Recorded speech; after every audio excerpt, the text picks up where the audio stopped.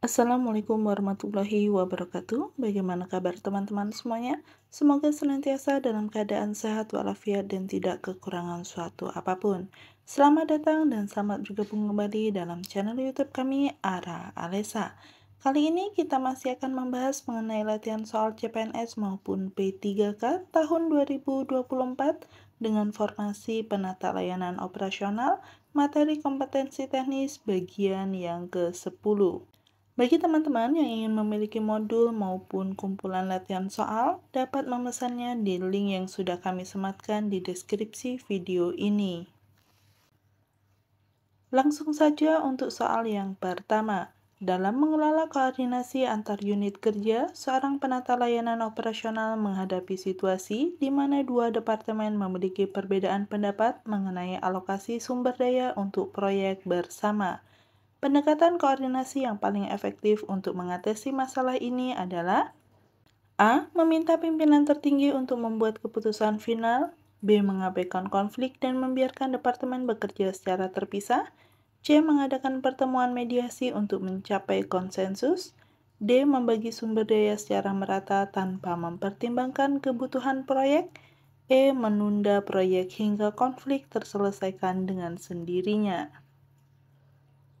Jawaban yang tepat adalah C. Pendekatan mediasi dan pencapaian konsensus merupakan teknik koordinasi yang efektif dalam mengatasi perbedaan pendapat antar unit kerja. Hal ini memungkinkan kedua belah pihak untuk menyampaikan perspektif mereka, memahami kebutuhan masing-masing, dan mencapai solusi yang dapat diterima bersama, sehingga meningkatkan efektivitas koordinasi dan keberhasilan proyek. Berikutnya soal nomor 2. Salah satu tantangan dalam koordinasi antar unit kerja adalah silo mentality. Manakah dari berikut yang merupakan strategi paling efektif bagi seorang penata layanan operasional untuk mengatasi silo mentality? A. Memperketat kontrol hierarkis untuk memastikan kepatuhan. B. Mengimplementasikan sistem rotasi karyawan antar departemen. C. Mengurangi interaksi antar departemen untuk meminimalkan konflik. D. Memprioritaskan pencapaian target individu departemen. E. Menghilangkan semua struktur departemen dan beralih ke struktur matriks sepenuhnya. Jawaban yang tepat adalah B. Sistem rotasi karyawan antar departemen adalah strategi efektif untuk mengatasi silo mentality. Hal ini memungkinkan karyawan untuk memahami perspektif dan tantangan departemen lain, meningkatkan empati dan kolaborasi, serta membangun jaringan lintas fungsional yang mendukung koordinasi yang lebih baik. Selanjutnya soal nomor 3. Dalam konteks manajemen komunikasi organisasi, seorang penata layanan operasional sedang merancang strategi komunikasi untuk perubahan besar dalam prosedur operasional. Pendekatan komunikasi yang paling efektif untuk memastikan adopsi yang sukses adalah A. Mengumumkan perubahan melalui email massal tanpa diskusi lebih lanjut. B. Menyampaikan informasi hanya kepada manajer senior dan mengandalkan mereka untuk meneruskannya. C. Mengadopsi pendekatan bertahap dengan kombinasi komunikasi top-down dan bottom-up. D. Menunda komunikasi hingga semua detail perubahan telah difinalisasi. E. Memfokuskan komunikasi hanya pada aspek positif dari perubahan. Jawaban yang tepat adalah C. Pendekatan komunikasi bertahap yang menggabungkan komunikasi top-down dan bottom-up adalah strategi paling efektif. Ini memastikan bahwa informasi mengalir dari manajemen ke karyawan, yaitu top-down, serta memungkinkan umpan balik dan masukan dari karyawan, yaitu bottom-up. Pendekatan ini meningkatkan pemahaman, keterlibatan, dan penerimaan terhadap perubahan di seluruh organisasi. Selanjutnya soal nomor 4. Dalam mengelola tim lintas fungsi, seorang penata layanan operasional menghadapi situasi di mana anggota tim dari berbagai departemen memiliki prioritas yang berbeda. Teknik manajemen konflik yang paling sesuai untuk situasi ini adalah A. Kompetisi, yaitu mendorong setiap departemen untuk memperjuangkan prioritasnya. B. Akomodasi yaitu mengadopsi prioritas departemen yang paling vokal. C. Penghindaran yaitu menunda pengambilan keputusan hingga konflik mereda. D. Kompromi yaitu mencari jalan tengah antara berbagai prioritas. E. Kolaborasi yaitu bekerja sama untuk menemukan solusi yang memenuhi kebutuhan semua pihak. Jawaban yang tepat adalah E. Kolaborasi adalah teknik manajemen konflik yang paling efektif untuk tim lintas fungsi. Pendekatan ini mendorong anggota tim untuk bekerja sama dalam mengidentifikasi solusi yang memenuhi kebutuhan semua departemen. Hal ini meningkatkan sinergi tim, membangun hubungan positif, dan menghasilkan solusi yang lebih komprehensif dan inovatif. Selanjutnya soal nomor 5. Dalam konteks koordinasi antar unit kerja, manakah dari berikut ini yang merupakan indikator kinerja atau KPI paling relevan untuk mengukur efektivitas koordinasi yang dilakukan oleh penata layanan operasional? A. Jumlah rapat koordinasi yang diadakan per bulan. B. Tingkat kepuasan karyawan terhadap komunikasi internal. C. Persentase proyek yang selesai tepat waktu dan sesuai anggaran. D. Jumlah laporan status yang dihasilkan. E. Frekuensi rotasi karyawan antar departemen. Jawaban yang tepat adalah C. Persentase proyek yang selesai tepat waktu dan sesuai anggaran merupakan indikator kinerja yang paling relevan untuk mengukur efektivitas koordinasi. Indikator ini mencerminkan hasil nyata dari upaya koordinasi, menunjukkan sejauh mana berbagai unit kerja dapat bekerja sama secara efektif untuk mencapai tujuan bersama. KPI ini lebih berfokus pada outcome dibandingkan dengan indikator lain yang lebih berfokus pada proses atau input. Selanjutnya soal nomor 6. Seorang penata layanan operasional menerapkan pendekatan Agile dalam koordinasi tim lintas fungsi. Dalam konteks ini, apa peran utama dari daily stand-up meeting? A. Membuat keputusan strategis jangka panjang. B. Mengevaluasi kinerja anggota tim secara individual. C. Memfasilitasi komunikasi singkat dan teratur tentang progres rencana dan hambatan. D. Mengalokasikan sumber daya untuk proyek baru. E. Merevisi tujuan proyek secara menyeluruh. Jawaban yang tepat adalah C. Dalam pendekatan Agile, daily stand-up meeting atau sering disebut daily scrum berfungsi untuk memfasilitasi komunikasi singkat dan teratur di antara anggota tim.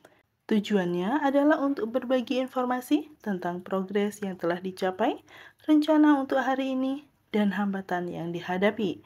Hal ini memungkinkan koordinasi yang lebih baik, identifikasi masalah lebih awal, dan peningkatan kolaborasi tim lintas fungsi. Berikutnya soal nomor 7. Dalam mengelola komunikasi organisasi, seorang penata layanan operasional menghadapi resistensi karyawan terhadap penggunaan platform komunikasi digital baru. Strategi yang paling efektif untuk mengatasi resistensi ini adalah A. Mewajibkan penggunaan platform baru dengan sanksi bagi yang tidak mematuhi. B. Menghentikan penggunaan semua platform lama secara tiba-tiba. C. Mengabaikan resistensi dan melanjutkan implementasi tanpa perubahan. D. Memberikan pelatihan komprehensif dan dukungan teknis serta mendemonstrasikan manfaat platform baru. E. Kembali ke metode komunikasi tradisional untuk menghindari konflik. Jawaban yang tepat adalah D. Memberikan pelatihan komprehensif, dukungan teknis, dan mendemonstrasikan manfaat platform baru adalah strategi paling efektif untuk mengatasi resistensi terhadap perubahan teknologi komunikasi. Pendekatan ini membantu mengurangi kecemasan karyawan, meningkatkan pemahaman mereka tentang cara penggunaan dan manfaat platform baru, serta mendorong adopsi secara sukarela dan berkelanjutan. Berikutnya soal nomor 8. Seorang penata layanan operasional sedang mengevaluasi efektivitas koordinasi antar unit kerja. Manakah dari berikut ini yang merupakan indikator paling signifikan dari koordinasi yang buruk? A. Tingginya tingkat inovasi dalam organisasi. B. Duplikasi pekerjaan antar departemen dan penggunaan sumber daya yang tidak efisien. C. Meningkatnya kepuasan pelanggan. D. Banyaknya jumlah rapat koordinasi yang diadakan. E. Tingginya tingkat spesialisasi dalam setiap departemen. Jawaban yang tepat adalah B. Duplikasi pekerjaan antar departemen dan penggunaan sumber daya yang tidak efisien merupakan indikator signifikan dari koordinasi yang buruk. Hal ini menunjukkan bahwa unit-unit kerja tidak berkomunikasi atau berkolaborasi secara efektif, menyebabkan pemborosan sumber daya dan penurunan produktivitas organisasi secara keseluruhan. Seorang penata layanan operasional harus mampu mengidentifikasi dan mengatasi masalah ini untuk meningkatkan efisiensi koordinasi. Berikutnya soal nomor 9. Dalam upaya meningkatkan manajemen komunikasi organisasi, seorang penata layanan operasional mempertimbangkan penerapan Enterprise Social Network atau ESN. Apa manfaat utama dari implementasi ESN dalam konteks koordinasi antar unit kerja? A. Mengurangi kebutuhan untuk komunikasi tatap muka. B. Memfasilitasi berbagi pengetahuan, kolaborasi real-time, dan visibilitas lintas departemen. C. Menggantikan semua bentuk komunikasi formal dalam organisasi. D. Meningkatkan kontrol manajemen atas aliran informasi. E. Mengurangi kebutuhan untuk pelatihan karyawan. Jawaban yang tepat adalah B. Manfaat utama dari implementasi Enterprise Social Network atau ESN adalah memfasilitasi berbagi pengetahuan, kolaborasi real-time, dan visibilitas lintas departemen. ESN menyediakan platform yang memungkinkan karyawan dari berbagai unit kerja untuk berinteraksi, berbagi informasi, dan berkolaborasi dengan lebih mudah, melampaui batasan departemen tradisional. Hal ini meningkatkan transparansi, mempercepat pemecahan masalah, dan mendukung koordinasi yang lebih efektif antar unit kerja. Berikutnya soal nomor 10. Dalam mengelola tim lintas fungsi, seorang penata layanan operasional menghadapi tantangan perbedaan budaya kerja antar departemen. Pendekatan paling efektif untuk mengatasi tantangan ini adalah A. Memaksakan budaya kerja dari departemen yang paling dominan. B. Membiarkan setiap departemen beroperasi dengan budaya kerjanya masing-masing tanpa integrasi. C. Mengembangkan budaya tim bersama yang mengintegrasikan elemen positif dari berbagai departemen. D. Menghilangkan semua perbedaan budaya melalui standarisasi ketat. E. Mengabaikan aspek budaya dan fokus hanya pada hasil kerja. Jawaban yang tepat adalah C. Mengembangkan budaya tim bersama yang mengintegrasikan elemen positif dari berbagai departemen adalah pendekatan paling efektif. Strategi ini mengakui dan menghargai keunikan masing-masing departemen sambil menciptakan identitas dan nilai bersama untuk tim lintas fungsi. Hal ini dapat meningkatkan kohesi tim, memfasilitasi komunikasi yang lebih baik, dan mendorong kolaborasi yang lebih efektif antara anggota dari berbagai latar belakang departemen. Berikutnya soal nomor 11. Seorang penata layanan operasional sedang mengevaluasi efektivitas koordinasi antar unit kerja menggunakan pendekatan network analysis. Apa insight utama yang dapat diperoleh dari metode ini? A. Kinerja individual karyawan dalam setiap departemen. B. Pola komunikasi dan aliran informasi antar unit kerja serta identifikasi bottleneck atau gap. C. Tingkat kepuasan karyawan terhadap kebijakan perusahaan. D. Efisiensi penggunaan sumber daya material dalam organisasi. E. Proyeksi keuangan untuk setiap unit kerja. Jawaban yang tepat adalah B. Network analysis dalam konteks koordinasi antar unit kerja memberikan insight utama tentang pola komunikasi dan aliran informasi antar unit kerja, serta membantu mengidentifikasi bottleneck atau gap dalam jaringan komunikasi organisasi. Metode ini memungkinkan penata layanan operasional untuk memvisualisasikan dan menganalisis hubungan antar unit, mengidentifikasi pusat-pusat informasi kunci, mendeteksi area yang terisolasi, dan menemukan peluang untuk meningkatkan konektivitas dan efisiensi koordinasi. Dengan pemahaman ini, strategi dapat dikembangkan untuk mengoptimalkan struktur komunikasi dan meningkatkan efektivitas koordinasi antar unit kerja. Berikutnya soal nomor 12. PT Maju Bersama sedang mengalami masalah koordinasi antar departemen yang menyebabkan keterlambatan dalam menyelesaikan proyek-proyek penting. Sebagai seorang penata layanan operasional, langkah paling efektif yang dapat Anda ambil untuk meningkatkan koordinasi antar unit kerja adalah A. Mengadakan rapat mingguan yang wajib dihadiri oleh semua kepala departemen. B. Membuat grup chat online untuk komunikasi cepat antar departemen. C. Menerapkan sistem manajemen proyek terpadu berbasis cloud. D. Menetapkan kebijakan rotasi karyawan antar departemen setiap 6 bulan. E. Menunjuk satu orang sebagai koordinator utama untuk semua proyek lintas departemen. Jawaban yang tepat adalah C. Menerapkan sistem manajemen proyek terpadu berbasis cloud merupakan solusi paling efektif untuk meningkatkan koordinasi antar unit kerja. Sistem ini memungkinkan semua departemen untuk memiliki akses real-time terhadap informasi proyek, jadwal, dan progres, sehingga meningkatkan transparansi dan kolaborasi. Pilihan ini juga mendukung pengambilan keputusan berbasis data dan memudahkan pemantauan kinerja lintas departemen. Berikutnya soal nomor 13.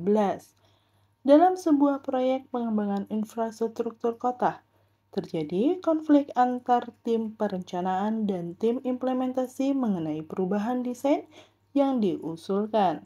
Sebagai penata layanan operasional, strategi komunikasi organisasi terbaik yang dapat Anda terapkan untuk menyelesaikan konflik ini adalah A. Mengadakan mediasi tertutup antara kedua tim yang dipimpin oleh pihak ketiga yang netral. B. Meminta masing-masing tim untuk menyusun proposal tertulis dan memilih yang terbaik. C. Mengorganisir lokal karya kolaboratif yang melibatkan kedua tim untuk mencari solusi bersama. D. Memberikan keputusan final yang menengahi kedua pihak tanpa diskusi lebih lanjut. E. Meminta pendapat dari konsultan eksternal untuk menilai usulan kedua tim. Jawaban yang tepat adalah C. Mengorganisir lokakarya kolaboratif merupakan strategi komunikasi organisasi terbaik dalam situasi ini.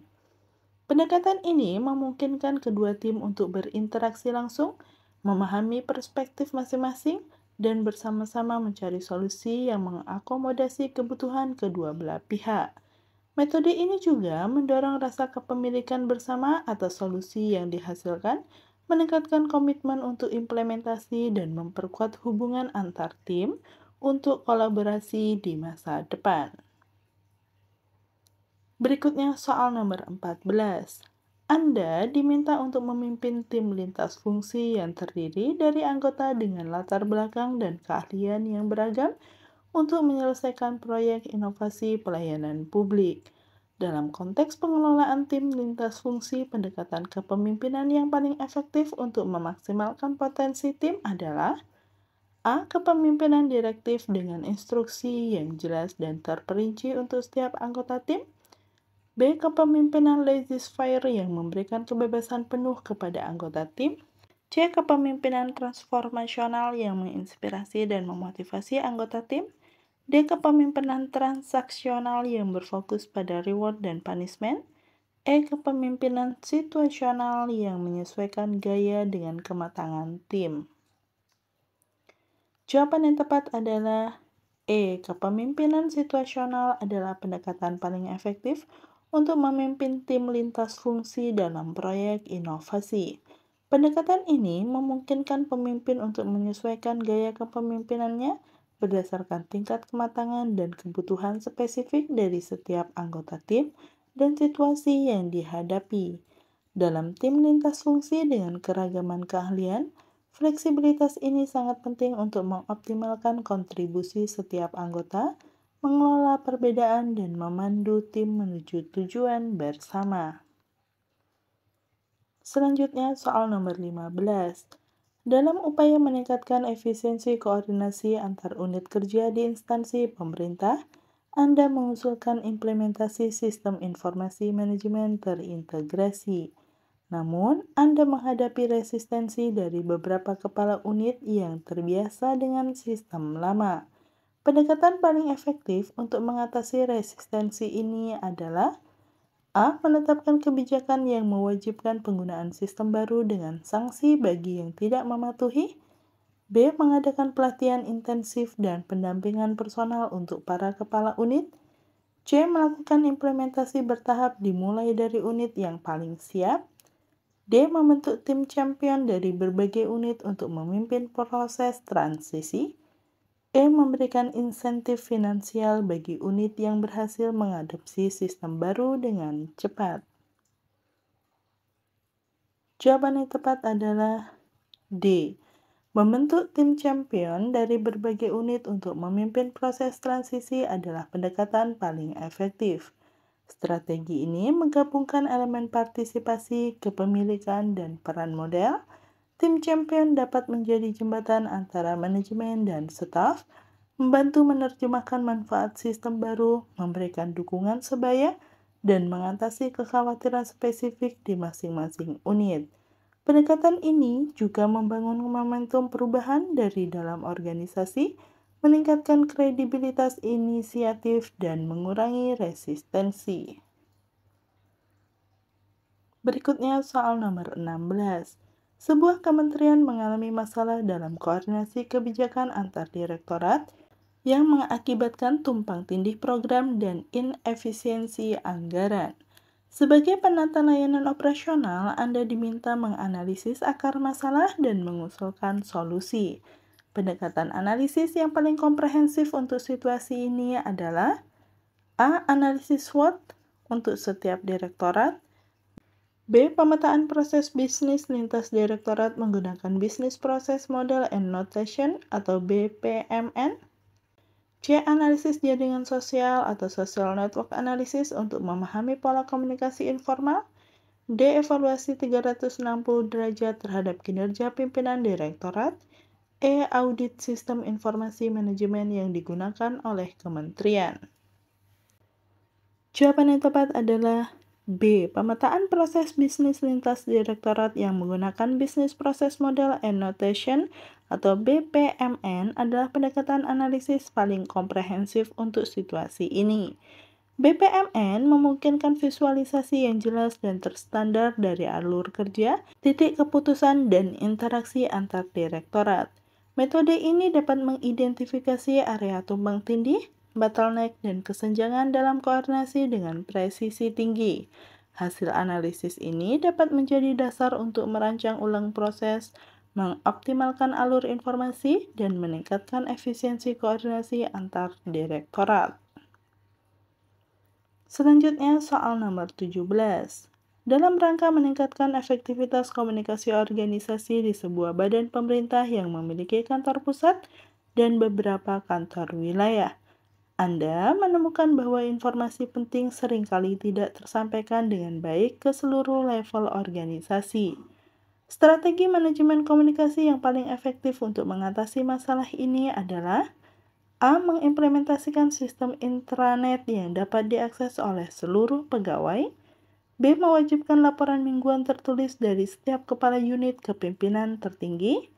C. Mengadakan pertemuan bulanan yang dihadiri oleh perwakilan dari setiap kantor wilayah. D. Menerapkan strategi komunikasi multi-channel yang terintegrasi dan terukur. E. Membentuk tim khusus yang bertanggung jawab untuk menyebarkan informasi ke seluruh organisasi.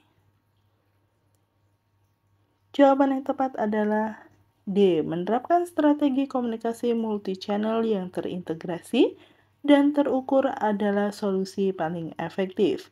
Pendekatan ini mengakui bahwa tidak ada satu metode komunikasi yang cocok untuk semua situasi dan audiens. Dengan mengintegrasikan berbagai channel seperti email, intranet, pertemuan tatap muka, video conference, dan aplikasi mobile, Organisasi dapat memastikan bahwa informasi penting tersampaikan melalui media yang paling sesuai dengan preferensi dan akses pegawai. Aspek terukur memungkinkan evaluasi efektivitas setiap channel, sehingga strategi dapat terus dioptimalkan berdasarkan data. Selanjutnya soal nomor 18. Dalam sebuah proyek pengembangan sistem pelayanan publik terintegrasi yang melibatkan berbagai instansi pemerintah, terjadi keterlambatan signifikan akibat kurangnya koordinasi antar tim. Sebagai penata layanan operasional yang ditugaskan untuk menyelamatkan proyek ini, langkah pertama yang paling kritis untuk Anda ambil adalah A. Melakukan audit menyeluruh terhadap progres proyek dan kinerja setiap tim. B. Mengadakan rapat darurat dengan semua pemangku kepentingan untuk restrukturisasi tim proyek. C. Menyusun ulang jadwal proyek dengan memprioritaskan milestone kritis. D. Implementasi sistem manajemen proyek Agile untuk meningkatkan fleksibilitas dan responsivitas. E. Melakukan analisis kesenjangan yaitu gap analysis antara kondisi saat ini dan tujuan proyek. Jawaban yang tepat adalah E. Melakukan analisis kesenjangan atau gap analysis antara kondisi saat ini dan tujuan proyek adalah langkah pertama yang paling kritis. Analisis ini akan memberikan pemahaman komprehensif tentang sejauh mana keterlambatan telah terjadi, area spesifik yang mengalami masalah, dan kesenjangan antara pencapaian saat ini dengan target proyek. Informasi ini vital untuk mengidentifikasi akar masalah koordinasi, menentukan prioritas intervensi, dan merancang strategi yang tepat untuk menyelamatkan proyek. Langkah ini juga menyediakan dasar objektif untuk komunikasi dengan pemangku kepentingan dan pengambilan keputusan selanjutnya. Selanjutnya soal nomor 19. Anda ditugaskan untuk meningkatkan efisiensi operasional di sebuah departemen pemerintah yang memiliki struktur hierarkis yang kaku. Dalam upaya ini, Anda memutuskan untuk menerapkan pendekatan manajemen Lean. Tantangan terbesar yang mungkin Anda hadapi dalam implementasi Lean di lingkungan birokrasi adalah A. Resistensi terhadap perubahan dari pegawai senior. B. Kurangnya pemahaman tentang konsep Lean di kalangan pegawai. C. Keterbatasan anggaran untuk pelatihan dan implementasi. D. Konflik antar prinsip Lean dengan regulasi dan prosedur yang ada. E. Kesulitan dalam mengukur dan mengevaluasi hasil implementasi Lean. Jawaban yang tepat adalah D. Konflik antara prinsip Lean dengan regulasi dan prosedur yang ada merupakan tantangan terbesar dalam implementasi Lean di lingkungan birokrasi pemerintah. Lean Management berfokus pada efisiensi, pengurangan waste, dan peningkatan nilai tambah, sementara birokrasi pemerintah seringkali terikat oleh regulasi yang rigid, prosedur standar yang kompleks, dan hierarki keputusan yang panjang. Menyelaraskan prinsip Lean dengan kerangka regulasi yang ada tanpa melanggar aturan atau mengorbankan akuntabilitas membutuhkan kreativitas, negosiasi dengan berbagai pemangku kepentingan, dan mungkin bahkan perubahan kebijakan di tingkat yang lebih tinggi. Berikutnya soal nomor 20.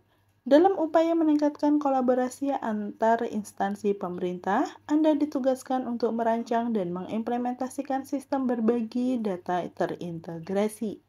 Mengingat sensitivitas data pemerintah, pendekatan paling tepat untuk menjamin keamanan dan privasi data sambil tetap memungkinkan berbagi informasi yang efektif adalah A. Mengimplementasikan sistem enkripsi end-to-end untuk semua data yang dibagikan. B. Membatasi akses data hanya untuk pejabat tinggi di setiap instansi. C. Menerapkan model berbagi data federasi dengan kontrol akses berbasis peran atau role-based access control. D. Menyimpan semua data di cloud publik dengan sertifikasi keamanan tertinggi. E. Membuat portal data terpusat yang dikelola oleh tim khusus lintas instansi. Jawaban yang tepat adalah C. Menerapkan model berbagi data federasi dengan kontrol akses berbasis peran adalah pendekatan paling tepat. Model ini memungkinkan setiap instansi untuk mempertahankan kontrol atas datanya sendiri sambil memfasilitasi berbagi data yang terkelola dan aman. Kontrol akses berbasis peran memastikan bahwa hanya personel yang berwenang yang dapat mengakses data tertentu sesuai dengan tanggung jawab mereka. Pendekatan ini menyeimbangkan kebutuhan untuk berbagi informasi dengan keamanan dan privasi data, memungkinkan kolaborasi yang efektif sambil mematuhi regulasi dan melindungi informasi sensitif. Berikutnya soal nomor 21. Sebagai penata layanan operasional di Kementerian Pendayagunaan Aparatur Negara dan Reformasi Birokrasi, Anda diminta untuk merancang sistem evaluasi kinerja yang dapat mengukur efektivitas koordinasi antar unit kerja. Indikator kinerja kunci atau KPI yang paling relevan untuk mengukur efektivitas koordinasi adalah A. Jumlah rapat koordinasi yang diadakan per bulan. B. Tingkat kepuasan pegawai terhadap proses koordinasi internal. C. Persentase proyek yang selesai tepat waktu dan sesuai anggaran. D. Jumlah konflik antar unit yang terselesaikan melalui mediasi. E. Waktu rata-rata yang dibutuhkan untuk pengambilan keputusan lintas unit. Jawaban yang tepat adalah C. Persentase proyek yang selesai tepat waktu dan sesuai anggaran adalah indikator kinerja kunci atau KPI yang paling relevan untuk mengukur efektivitas koordinasi antar unit kerja. Indikator ini mencerminkan hasil nyata dari proses koordinasi, bukan hanya aktivitas koordinasi itu sendiri. Keberhasilan menyelesaikan proyek tepat waktu dan sesuai anggaran mengindikasikan bahwa berbagai unit kerja telah berkolaborasi secara efektif, mengelola sumber daya dengan baik, dan mengatasi hambatan potensial melalui koordinasi yang baik. KPI ini juga bersifat objektif, terukur, dan langsung terkait dengan tujuan organisasi, sehingga memberikan gambaran yang akurat tentang efektivitas koordinasi dalam menghasilkan output yang diharapkan. Berikutnya soal nomor 22. Pemerintah daerah X sedang menghadapi krisis kepercayaan publik akibat isu korupsi. Sebagai bagian dari upaya pemulihan citra, Anda diminta merancang strategi komunikasi organisasi yang efektif. Pendekatan yang paling tepat dalam situasi ini adalah A. Mengeluarkan bantahan resmi dan mengancam media yang menyebarkan berita negatif. B. Mengabaikan isu dan fokus pada pencapaian program kerja yang sudah direncanakan. C. Melakukan audit internal, publikasi hasil audit, dan implementasi sistem anti korupsi yang transparan. D. Mengalihkan perhatian publik dengan mengadakan berbagai acara hiburan gratis.